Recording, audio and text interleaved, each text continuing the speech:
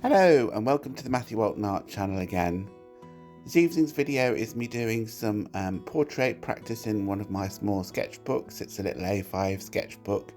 I've used it before in recent videos, so those of you that follow the channel will know that it's quite soft paper. It was a cheap sketchbook from Poundland, I think it was, but it's quite good for pencil and charcoal. It's quite textured paper. The subject for this pencil sketch is from me watching a video on YouTube earlier on this evening of an artist who's sadly not with us anymore, Mary Cane-Honeysett. Her son has made lots of videos of her life, and the one I watched tonight was about her having a stroke and not being able to paint anymore towards the end of her life. And I was so impressed and affected by the video that I thought I would try and actually do a little portrait of Mary sitting sleeping in a chair from a still on the actual video itself that I watched. I'll put a link to the channel where all of these videos about Mary Cane-Honeysett are. She's quite an inspirational lady, well, she is to me anyway. She's such a determined woman. A lot of the videos are about her obsession with trying to get into the Royal Academy Summer Exhibition and that sort of thing.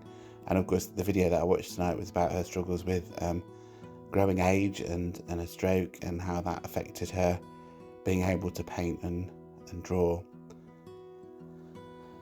You can see that it's I've started as I often do. I started with the sort of hairline, and I am just building it up little by little. It's quite a small portrait again, so quite difficult to get too much detail. You can see she's sitting in sort of a wingback chair. You can just see that now as I'm putting the side of the chair on. By the end of the drawing, it's a half likeness, I think. Not perfect, of course, but I'm not a portraitist. That's why I'm practicing. But it's certainly got something about her in it, I think.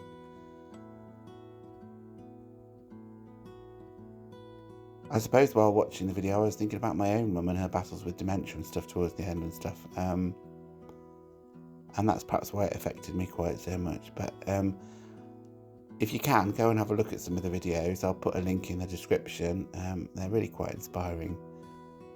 She very much classes herself, well, not even as an artist, but as an amateur artist. She sort of concedes that she's an amateur artist, but she's sort of a recorder, she says.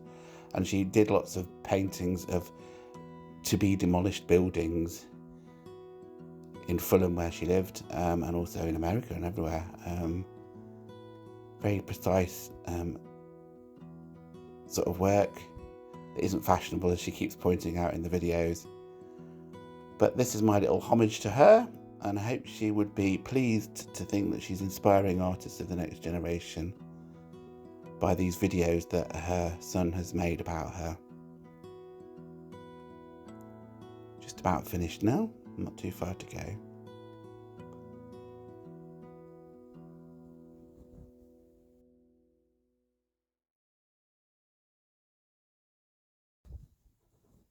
Well, this is the final drawing.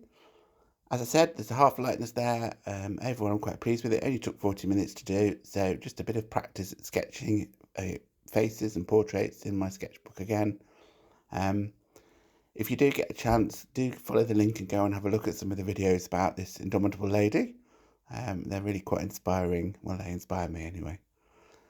Thank you for watching this video, those of you who've got to this far. If you have liked the video, then do give it a thumbs up. Do comment on the video, and also if you're new here, then do think about subscribing. It'll help the channel grow. Okay, I'll see you on the next one. Thanks very much. Bye.